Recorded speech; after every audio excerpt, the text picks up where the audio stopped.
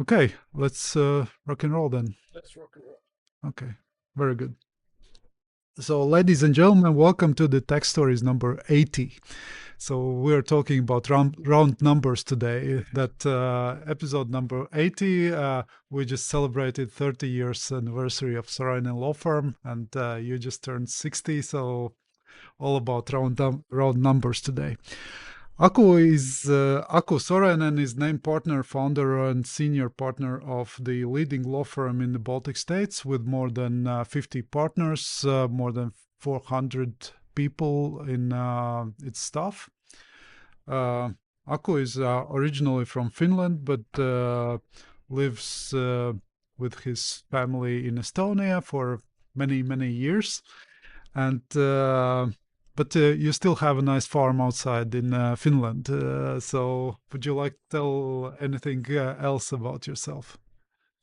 Um, yeah, thank you for inviting over to your podcast, Janis.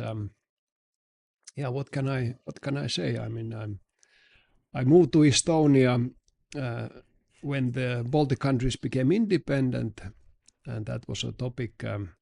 I was at that time, or just before it, I was doing my master thesis in the university at the Arctic Circle, which was the University of Lapland, and at the time when the Baltic countries became independent, and it was a topic of my master thesis was the business laws of the Baltic states, and that turned into my career Mm-hmm. Mm-hmm. dealing with the business laws. Yes, I even hear now and then some questions. What is or who is Sorainen? Is that a real person? So many myths around that. But I, how?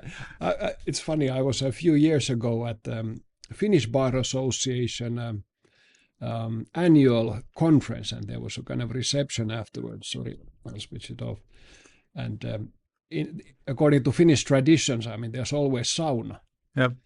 So after the conference, we went to the sauna, and there were about 10 men sitting there. And then they introduced each other and where they were from. I said, I'm from Sorainen. And then somebody said, oh, I know Sorainen law firm. Is the founder still alive? Yeah, that's a typical question. But how did it start 30 years ago? Well, it was a modest start. I mean, I was, when I moved to Estonia, um, I approached one Finnish medium-sized law firm and I suggested that I could open an office for them, and that I did 32 years ago. And I was leading that office for 2 years, and then it was time to start my own. And I didn't have money at that point, so but I had a client, and the first client was the Aga gas company, Aga Mm, Linde mm. today, and they lent me a computer and printer and started to give work. All right. And now, 30 years on, we just had a nice celebration event with more than 600 clients and three Baltic states presidents giving their insights about politics. How do you feel now? How proud are you with or satisfied with what you have achieved now? Well, I'm of course very proud. I mean, I have been very lucky to get fantastic people to the firm like yourself and all the other partners and the managers in the business services. And I mean, we have fantastic people. And I think there's still long ways to go before the organization is ready, but at least we have the right people to make it ready and develop it further. Right. And can we go back a little bit to your teenage years? And Okay. what were you dreaming about back then? Did you already uh, knew that know that you want to be a lawyer, or what were your dreams about? Well, I remember the first time when I was thinking of what a career could be. I was 12, and at the age of 12, I don't know why, but I wanted to become an ambassador. Hmm. And then I asked my father that how do I become an ambassador? And he said that he doesn't know. I should call to the Ministry of Foreign Affairs and ask. And I remember calling to the Ministry of Foreign Affairs and I said, I'm Aku Sorainen, I would like to become an ambassador. What should I go study when I grow up? And they said, that's a good question. That we need lawyers, go study law. So then it was clear to me that, okay, law is the topic what I will go to study. But at the end of the day, business has always been very interesting for me, and I have done business since I was 16, and more or less I have made my own money since the age of 16 or 17, and when I went to study law, I thought that I should actually I'm more interested on business. I took 1 year off from the law school and went to the business school, but I realized that studying business is easier than law, so then I thought that I should go back to finish the law degree and then go study business further. But here we are. Yeah. There was an interesting episode I read in one of the articles about Berlin in 1988 that you were attending a Bruce Springsteen concert in East Berlin that attracted over 300,000 people and ended in chaos. What happened there, and do you still have some piece of Berlin Wall? Oh yeah, Berlin is actually a very important place. I was studying 2 summers in East Berlin in Humboldt University in 87 and 88. It was so to say very affordable business, affordable summer university. Maybe that's one of the reasons why I went there, and additionally that in my family we always have had ties to Germany. My father worked there, my father studied in Switzerland, so the German language has always been spoken in the family. So, but later I found out, actually interestingly, that this foreign student summer university in East Berlin was very much orchestrated by Stasi. Interesting. I didn't know it that time, but I mean, we foreign students, we were somehow kept separate. Although it was Humboldt University, we were never brought to the university itself. We were in a separate buildings, so they tried to, so to say, limit our interaction with the local students. And then there were selected local students who were kind of our hosts. And that was pretty interesting. I later read from somewhere that there was also many of the premises where we were and living, that they were closely followed. Mm-hmm. But East Berlin changed very much, at least from my point of view, during these last years. 87 was different than 88. And in 88, I started to see that there is this change coming. The students, even if they were selected and screened to be our host, they started to, so to say, be very critical about the system and about the professors and about everything what's happening. And then came this Bruce Springsteen concert, which was a big chaos. I mean, people were climbing. The police and military tried to create some kind of order, but people were just going through them. They were climbing over the military trucks. So all of a sudden you see that this very totalitarian regime was not actually so totalitarian and controlled than it appeared. Mm-hmm. And that was very, very interesting. And then just next year the wall was opened. It was funny. I was in 1989. I was in Tanzania touring with the Finnish big band. I was then studying in the business school, and I joined the big band, and they had made money by performing somewhere, and then we made a tour to Tanzania in the countryside and Dar es Salaam. And in Dar es Salaam we were playing at the Finnish ambassador's residence. And well, just before the concert, it was funny, there were in the middle of this very luxurious, beautiful residence of the ambassador, we had put our instruments, musical instruments, in the middle of this residence.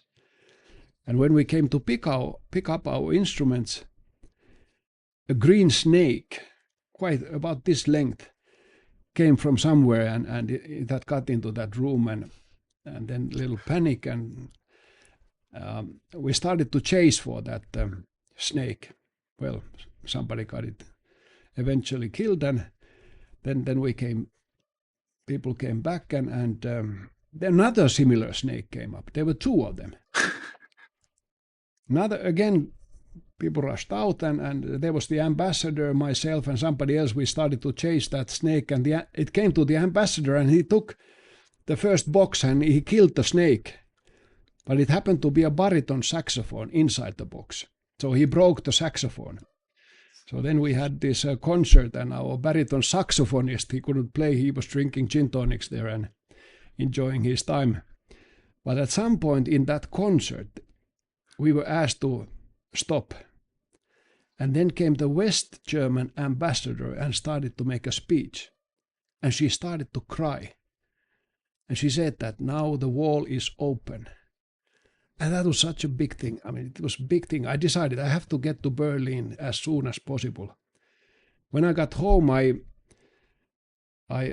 got a job as a skiing guide in the Alps in Austria. So the very first weekend in December '89, I got from Austria to Berlin, and I went to the wall. I got my own piece of the wall and went to see my friends in Berlin, and to realize how the life has changed. So eventually, when the Baltic countries became independent, I thought that this is something like Berlin, that I would like to see the development in the Baltic states. So Berlin has a big influence why I'm here. Wow, what a story. It seems like you want to be present in all those historic events wherever you can, and then try to have an impact if you can. I don't know about the impact, but I mean, exciting times. I mean, when you are not married and you can go to places, then you don't have children, so go. And tell us about playing trumpet. Why and how did you start? And you're still playing. So how much time does it take to practice? Oh, it's a very difficult instrument, and meaning that it's a complicated instrument, and how should I say? We have a concert coming on this Friday, so in 2 days.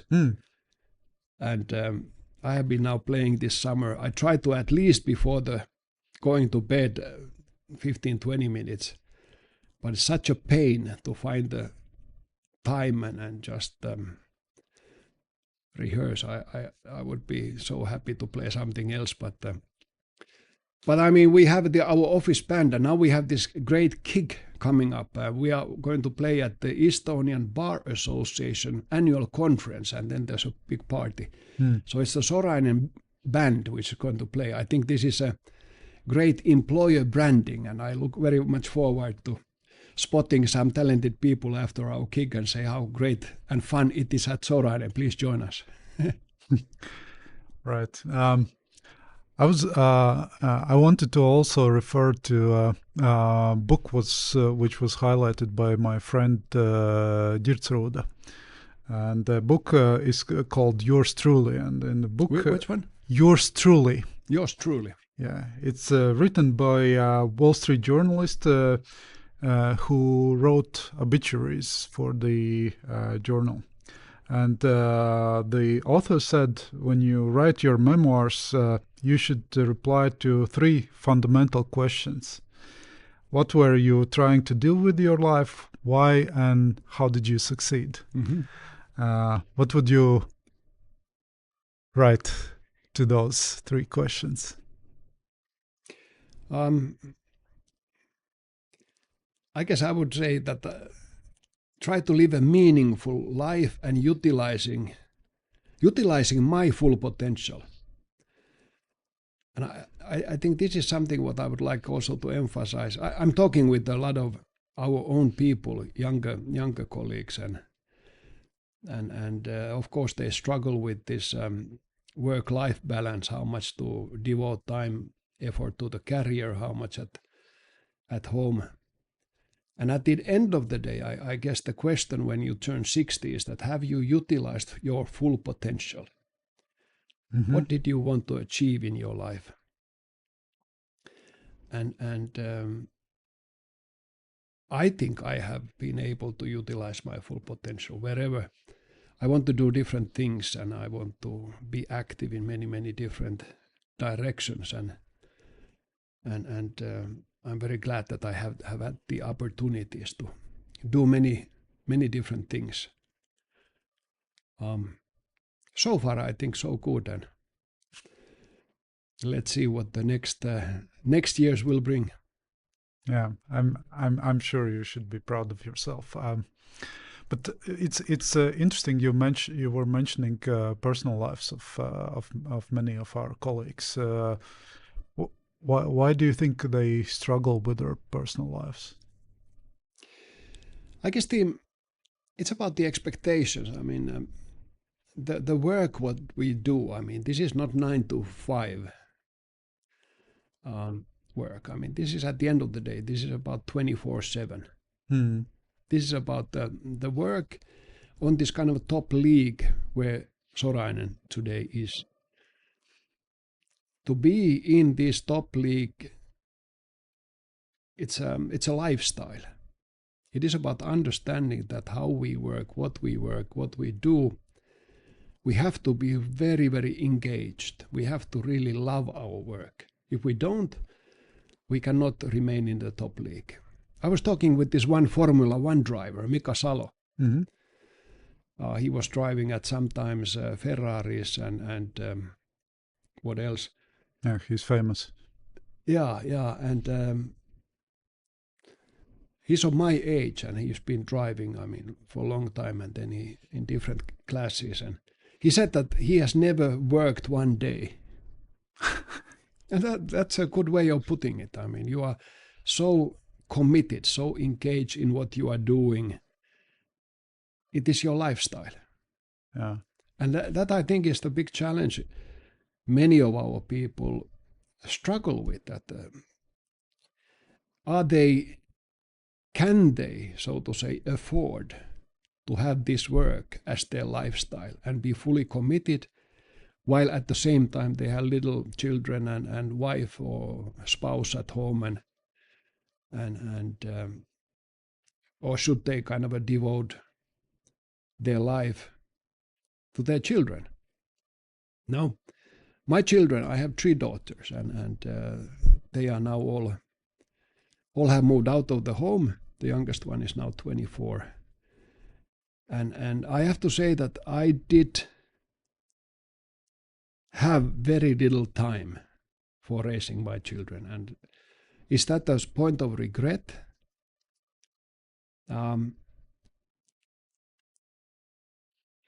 It's a good question, but now at this point when they are 24 and up, I have very good relation with my children. Mm. And that I think is the important point. I mean, my wife always, I mean, she was at home, she was taking care of the children. I was, so to say, realizing my potential, and now still having, let's say, good relations with my children and with my wife. Then the question, of course, is that did my wife have a potential? Did my wife have the opportunity to fulfill her potential? Mm. And I think she has. I mean, she has been doing now as the children got older. She has been doing exactly what she has wanted, studied more, changed jobs, and at the end of the day, I think this has worked in our family. I don't say that this would work in every family, but this is a decision what everybody must do in their own lives. That when they look back, when they are 60, when they look back, that did they have a chance to fulfill their potential? Mm-hmm. Does she regret, or did she sacrifice something? I'm sure she has sacrificed. I mean, of course, I mean, very, very intensive period with the 3 daughters, but at the end of the day, she has loved the process, and she's very proud and happy of how the family is today.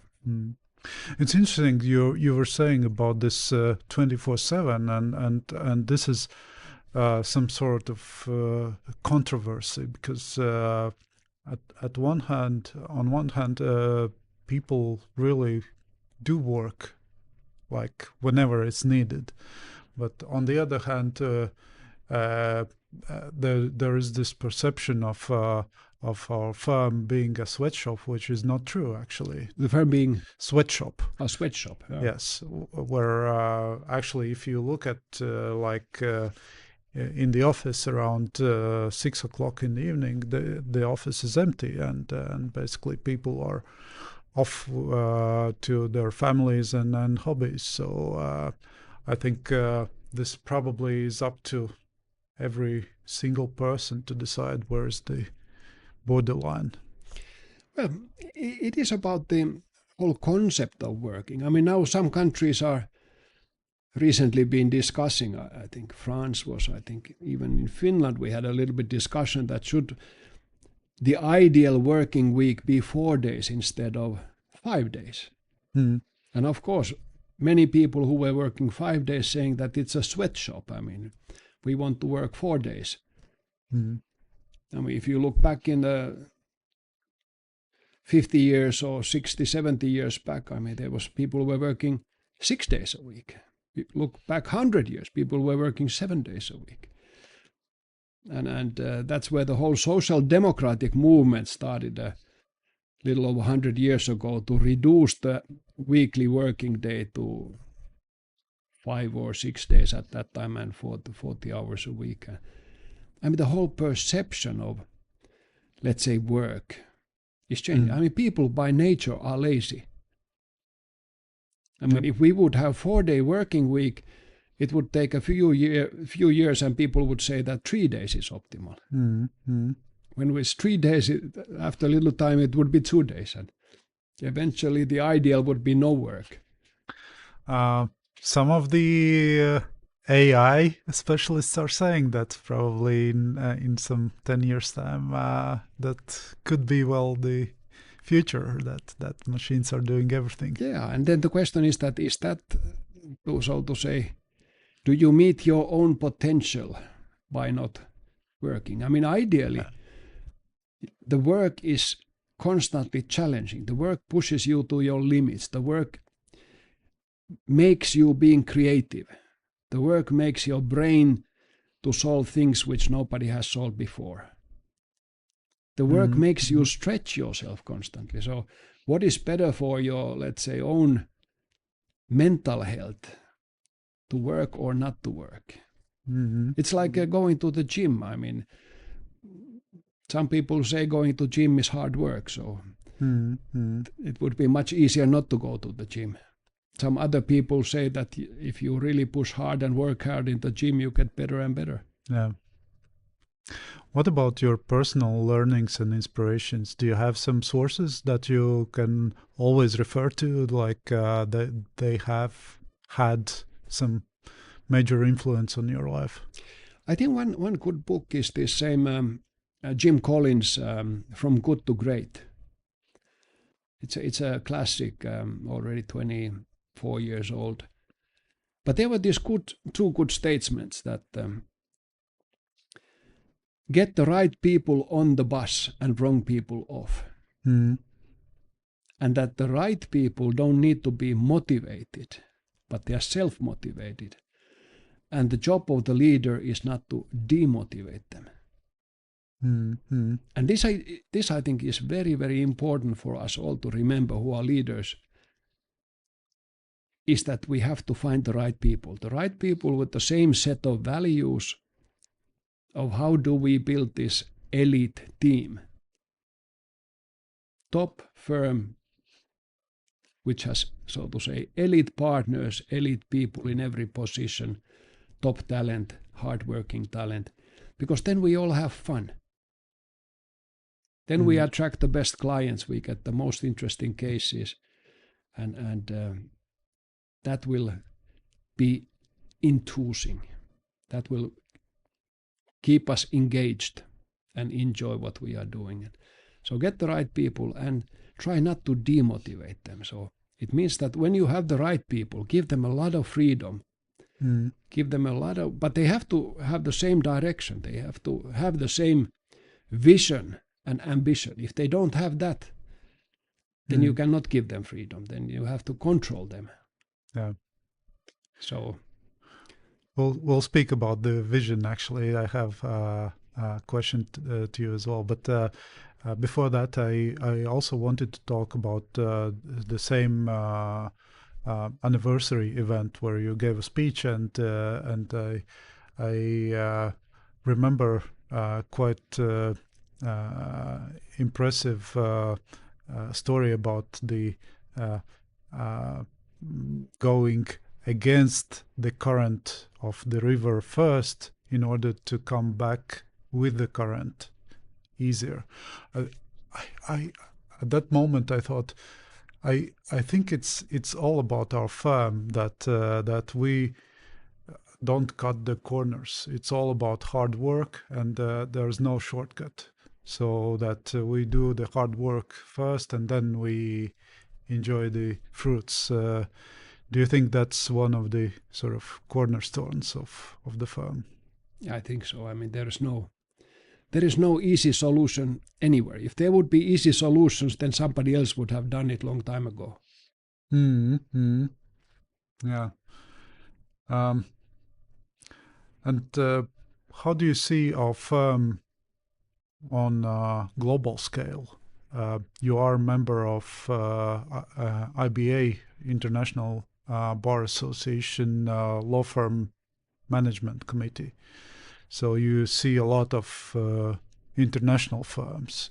How would you compare our firm with or the Baltic firms with what's happening elsewhere? Yeah, that's a good question. I mean, we have we have disadvantages and advantages in comparing to let's say especially Western firms, which are, let's say, Western European firms, because we are more in a similar culture room. If I start from the disadvantages, I would say that the kind of Soviet heritage and legacy has had still impact on us building the firm, because most of our colleagues, I mean, they don't come from entrepreneurial families, because entrepreneurship was not really possible during the Soviet times. So they don't really have, so to say, clear maybe role models in their families, what it takes to be a successful, let's say, international, part of an international colleague, part of an international successful organization like we are. So that has been, and what it means to really work hard for your firm, because in the Soviet time it was different. I mean, people were taught to cheat in order to survive, and during the Soviet time, many people were taught to, let's say, be disloyal to the system and disloyal to the organizations and not trust the leadership. And for us, we have had to try to, so to say, make people understand that the old way doesn't work anymore. And it has become, of course, easier and easier for us as we have had new generations of coming to the firm during these decades. But that has been, and the other disadvantage for us, that we are so small markets, that the work what we do, those cases tend to be on an average very small comparing to the Western standards. So our lawyers are constantly working in many more cases than our Western colleagues, which have the luxury of focusing more into doing the whole day with one case when our lawyer may have to do 5 different works. So that creates a lot of inefficiency, jumping from one topic to another. But the advantage is what we have is that we have been able to start from a clean table without any legacy kind of a burden, which all of those Western law firms, they, on an average, I mean, these leading law firms in Western Europe, I mean, the probably average age is 100 years. So they've been long time around, and it has been difficult for them to make reforms. And one of the reasons why it's difficult to make reforms, because actually this, let's say, being a very on the top league in law business is very profitable business. So how do you tell to those, let's say, millionaires that the way how they work is wrong? That they should be, let's say, invest more into technology. They should, let's say, change the working processes and many other things. And that is one reason why this law profession in the West is so very conservative. And on top of that, we lawyers are trained to analyze the risk. So also this attitude is something which prevents law firms from being on making reforms and really developing the organization. So we have been very been enjoying this possibility of not having anything holding us back, but be really learning what is the best in the West Europe and then implement it here and make it better than what they have been able to do themselves in many ways. Yeah, that's important, and one of the reasons I think why I'm still with the firm for more than 20 years is this vision and values. Basically, how you build the firm. That's very strong message that we are helping only those clients and individuals who have this basically the same vision to grow prosperity in the Baltic region. So that those are now it's easy in this, for example, geopolitical situation to determine which clients do you want to serve or which you want to refuse. So that's true, and you know, to be able to kind of hold to your values and core purpose, it's a luxury, which is you have to be, let's say, very successful in to afford to be strict with your values and core purpose. Because if we were less successful than what we are, we would be much more tempted to take, so to say, all work that comes in, which most lawyers actually operate that way. And then we come back to this same topic that, okay, it is a luxury. How do we maintain the position which we have and develop further in this league? Boils down to hard work. If you want to be true to your values, implement the kind of a culture you would like to see, it's very, very hard work. Yeah. And all the time there are, to conclude the topic of the law firm management, all the time there are challenges, like not only on business level, also on personal level, because of the COVID, then geopolitical situation, now AI development, and so on. Can we sort of look into the future, let's say 5 years on, in 2030? So what could be the blue ocean strategy there in 5 years' time? Well, nobody knows what's going to how the world will look 5 years from now. But one thing which always works is that if you have the best people, if you have the best organization, then you will always succeed. Mm.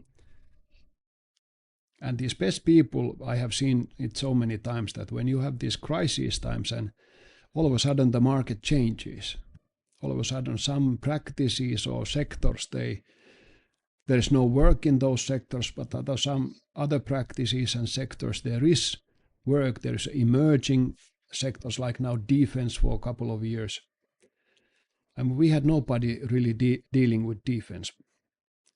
But all of a sudden this starts to be a big thing. But because we have very talented people, they can shift their focus. Mm. They can grasp these new merging trends. And with pretty soon they can actually be a specialist of that topic.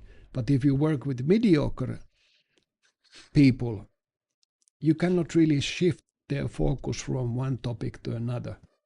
Mm. You just need to invest years and years and decade to make them really top, let's say, skills in some topic. But you cannot shift it immediately. Mm. And if we look outside the firm about the Baltic region as such, how do you envision the sort of future of the Baltic states development? I'm again referring to our anniversary event where I saw the statistics that during these 30 years the Baltic markets have grown tenfold, and sometimes unfortunately people don't appreciate that fact that it's enormous growth in the region, but still I think we are on growth phase still many years to come. So do you have vision about the region as such? Yes, I think this region is going to get better and better, and we continue growing. And simply, I mean, we are living in a cold climate zone, and this is a climate zone where even despite of global warming, I mean, people need to work, and work brings success and development, and we are our neighboring countries on the west, south, and north are good examples to us. Mm-hmm. And they are certainly good examples, let's say, keeping us on the go for many years to come. So I just see us integrating more into the Nordics and maybe also together with the Poland and Germany, we will start to see increasingly maybe integrated business region. Mm-hmm. Any sectors you see as sort of something the Baltic states should focus on, or it will grow sort of naturally? It will grow naturally if I mean, entrepreneurs will always find the niches which are successful and which have export potential. But we don't have this traditional industrial base really here. Mm. So therefore, what we have seen is this IT technologies has already shown that our Baltic region, the amount of unicorns that have grown out of this region of 6 million people. I mean, how many are we? 15 unicorns or 13? I mean, there are not many places in the world with 6 million people and 13 unicorns. Mm-hmm. So this seems, and this has created already this very strong cluster ecosystem of know-how and increasingly also financing for this cluster. So I think this is a very, very clear segment which we should continue growing, and also defense industry as such. I mean, we are now starting from pretty scratch here, but considering the location where we are, we should have a very strong defense industry here. And look at Israel, look at South Korea, look at Taiwan, also Finland now. I mean, what is the amount of how big percentage of the GDP comes from the defense sector in those four countries? I mean, this is where we should be aiming at similar amounts. By the way, asking about defense in Finland, Finland recently increased VAT rate. Do you think that was sort of successful and necessary move? I have not really followed Finnish politics that closely. I mean, the problem at Finland is that fiscal policy used to be very tight. Finland was not very indebted. The state debt was pretty low, but during the past 15 years, the state debt has increased significantly, the sovereign debt. So they have to find ways to let's say stop growing the debt. But of course, at the same time, we have to now increase revenues for the state. So where does it come? It comes from taxes. But at the same time, you cannot increase any more income tax, because Finland is already very high income tax there. And you start to see, I mean, this high income taxation also at the end of the day hinders entrepreneurship. Why would you make an extra effort if the state takes so much of your success in taxes? So therefore, the direction is in Finland should be towards decreasing income tax, but then the only alternative is that you can increase the VAT. And speaking about defense, still referring to our anniversary event, what was said by the presidents from the stage was that they encouraged the Baltic states to unify their defense efforts, and so they can be more successful in that. Could that be a wider topic for the Baltic states to unify basically everything, to unify I don't know, legal and tax systems maybe, and then to make it more appealing for the investors, the unified market? I'm not sure about taxes. I think this kind of a tax competition is also somewhat healthy competition. It forces countries to so to say create a very efficient environment so that they could minimize the amount of taxes. If we look beyond taxation, then the legislation, that would it make sense to unify more the legislation?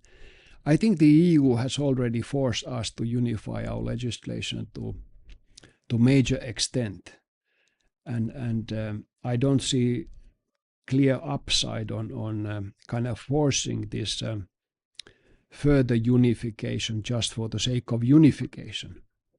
EU does that for us already. But coming back to this defense topic and unification there, I think it's sad, and I'm very sorry that we have not really been making an effort on unificating this defense policies within our countries. I mean, Estonia, for example, it has a full conscription. 50% of the male age group serves in the military. Latvia doesn't have it.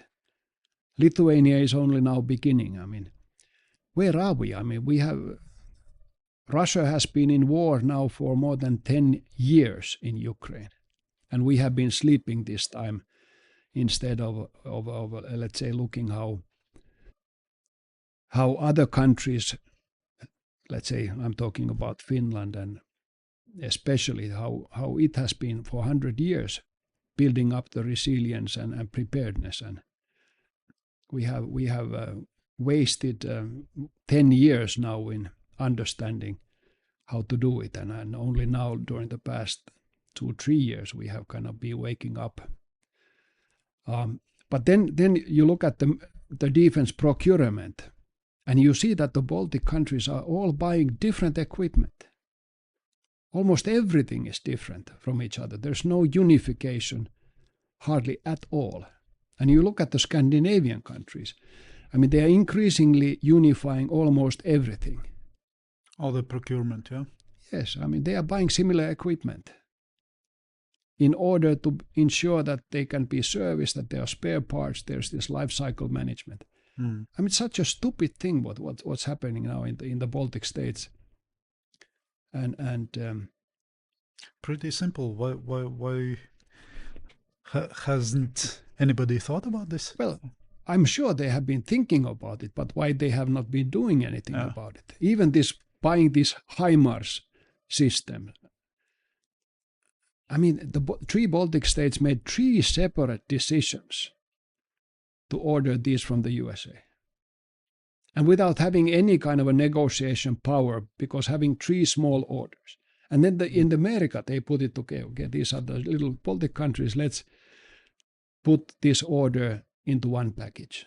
Yeah. Instead of the Baltic countries making a one order, which would be significant order, and then go to the USA, say that, okay, can we do some offsetting deals? Can we perhaps build some manufacturing plant here in the Baltic states? Nothing. Okay. And from how does it look from investors' perspective now? That are we still a toxic region where to invest, or there's maybe more opportunities than before? And I was always wondering, could there be some sort of insurance against investing risks in the Baltic states? I don't know about the insurance, but I mean, we are, let's say, for some investors, we are toxic. For some others, we certainly are not. I was recently, was it 2 years ago, we have one client, Sunly. It's a renewable energy company, and they have been growing very rapidly in the Baltic states and Poland, and very successful company. They raised, if I'm not mistaken, was it 200 million?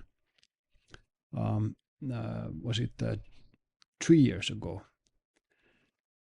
And I remember talking with this managing director, and he said that they had 2 alternatives. And if I'm not mistaken, the one alternative was, well, I don't remember which country in Europe it says, but he told me that they said that they are not going to invest into any country where, let's say, NATO activities are increasing and NATO planes are flying.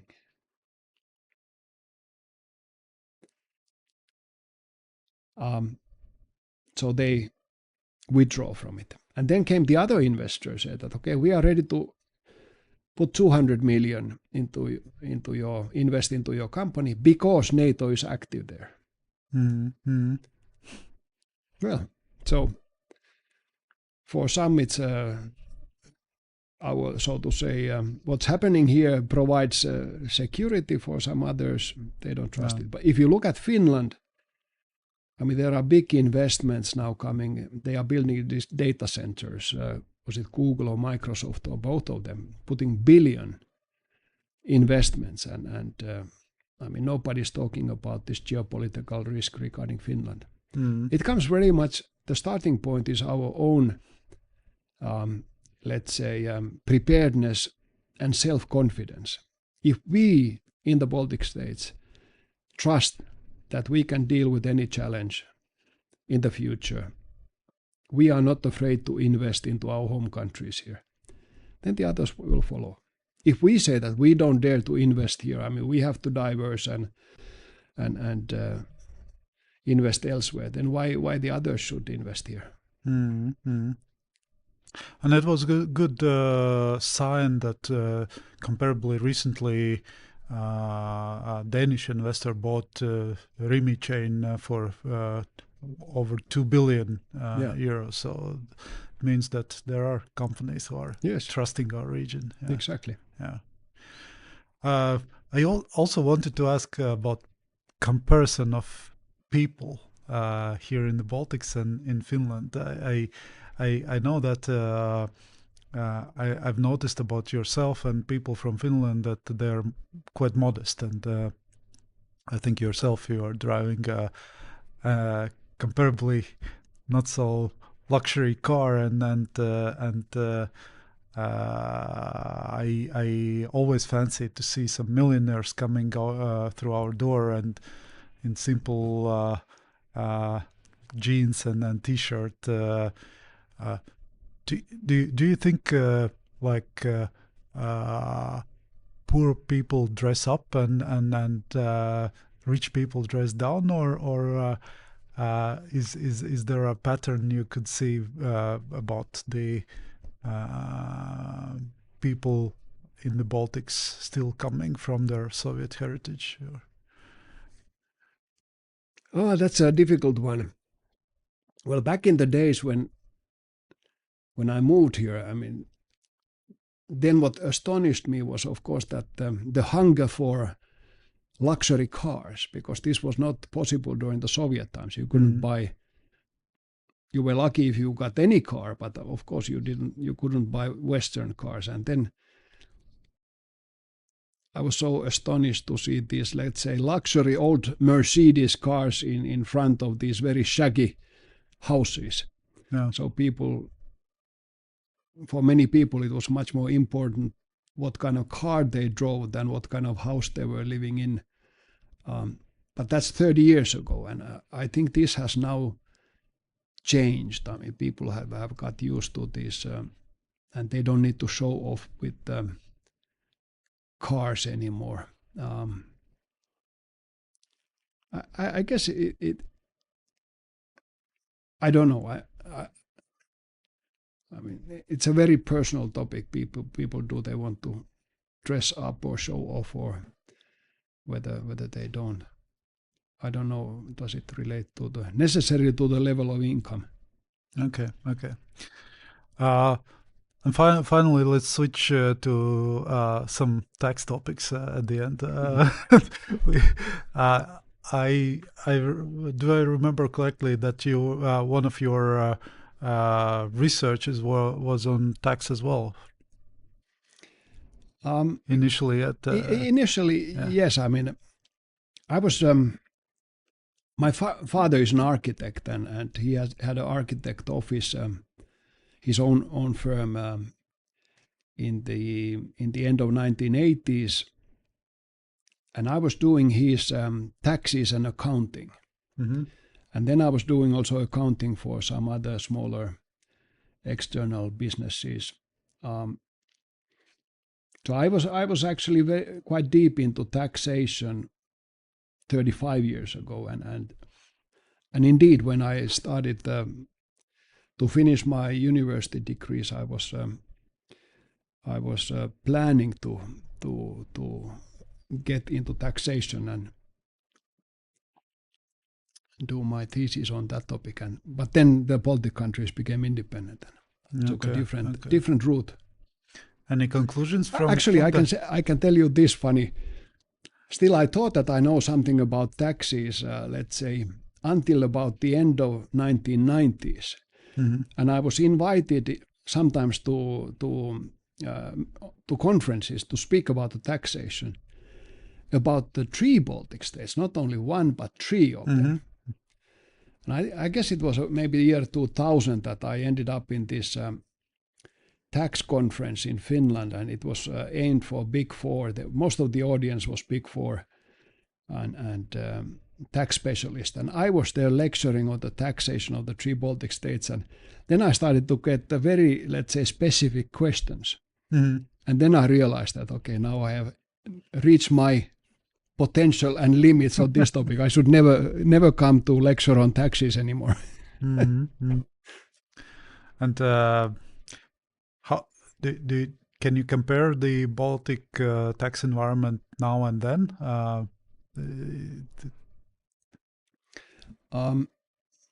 Good question. Probably there were so much more offshores used at that time. Yes. Of course, this usage of these offshores was one topic. Overall, I mean, Estonia has, I think, made a really fantastic decision of this 0% corporate tax, but taxing dividends, and that Estonia has been able to keep this for 25 years has been fantastic. I mean, this has really helped to build capital in the country and encourage reinvestment of the profit. And Latvia and Lithuania have been following closely, of course, the Estonian model, and that has been one reason why the corporate income tax has been so low in both Latvia and Lithuania. And also now Lithuania has created this green corridor where they provide these long tax breaks for big investments up to 0%. And I think Estonia has a role in influencing this Lithuanian concept of green corridor. So on the corporate side, the taxes in all three Baltic states, I think, is a good system. Perhaps the challenge has been that the social taxes on salaries has been very high. 33% in Estonia, I think now in Lithuania starts to be something close to it. That was not such a big problem when the salaries were low. But now the salaries, when they have tripled or grown by 4 times, then of course this social tax burden also has become much more significant topic on the overall, let's say, employment cost for the firm. And we don't see that this production of the labor has necessarily increased at the same pace than what has increased the salaries and the salary-related taxes. Do you see what Baltic states should be doing with their social system? I don't know. I mean, of course, the tax income is important, and we cannot withhold our. I mean, we have made these important decisions of having free healthcare and free education. So somehow this must be financed, and there is no other way, I don't see, than the social tax. So I guess the solution is how do we increase the productivity of the labor, and then we come back to it, that should people work more or less, and are we going to see a sweatshop or not? I mean, if you want to have free education, free healthcare, and so to say live in a wealthy country, then there are not that many choices. Yeah, I remember speaking with one of the local politicians, and he said, well, Latvia has 40 billion GDP and Finland 400. So the only question about tax system is how to get to 400 quickly. Yeah. But from the investor's perspective, do the tax systems matter for them for deciding where to invest? When speaking with those investors, I don't think anymore. I mean, it is when it comes to Estonia. I mean, this has so far been very important way to attract foreign investment to Estonia has been this 0% corporate income tax, And now Lithuania has been very successful. I read that they have had this green corridor for now 4 years, and they have been able to attract 1.6.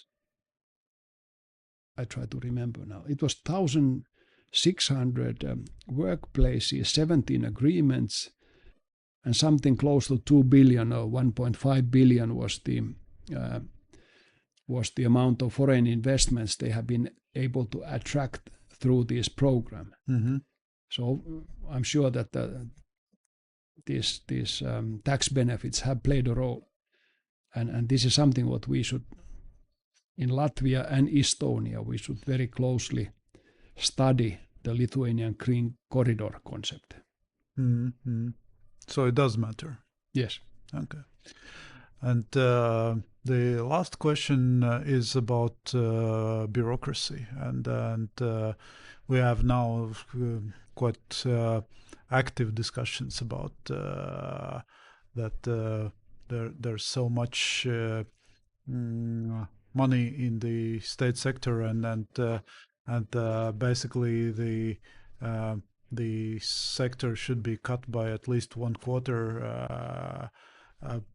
Do you see from your perspective that Latvia is somehow more bureaucratic than the other two Baltic states?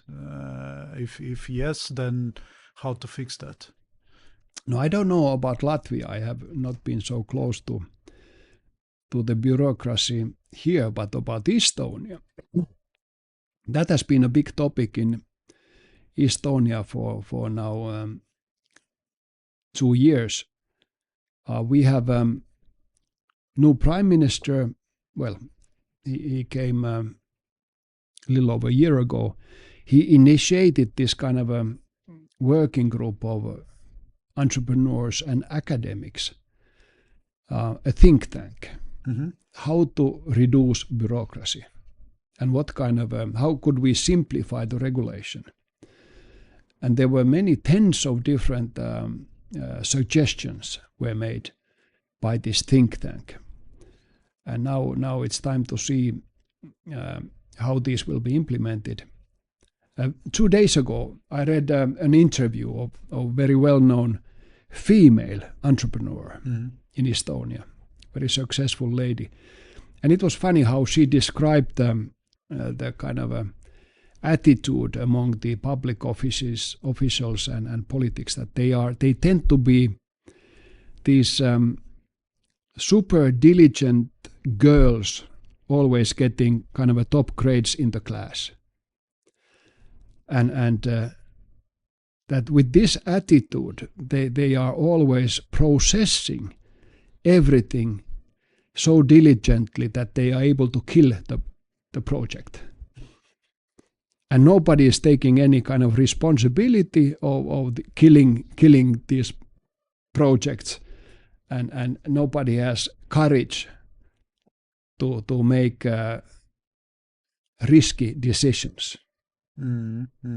I think that was an interesting way to put it. That are we kind of losing? I mean, successful entrepreneurs, they always take risk. And they always are able to make calculated decisions quite quickly. And it just happens to be that these public officials don't follow the same logic. They don't take responsibility of making decisions that everybody understands should be done. Yeah. In one of the previous episodes with a philosopher, we actually were speaking that in Latvian there is a saying that you measure 7 times and then 1 time cut, and he's saying that in the bureaucracy now we measure 7 times and don't cut. Yes, exactly. Okay. And the last question is the same to all my guests. So, what is your version of meaning of life? Why do you do what you do? Because I love what I'm doing. It is quite simple that I have this desire to let's say live a full meaningful life and do everything that I can possibly do, fulfill, so to say, utilize my potential, and I look at every day a way how can I utilize my full potential. Thank you, ladies and gentlemen. Legendary Aku Sorainen, thank you for your time. It was a pleasure. Thank you, Janis, for the invitation.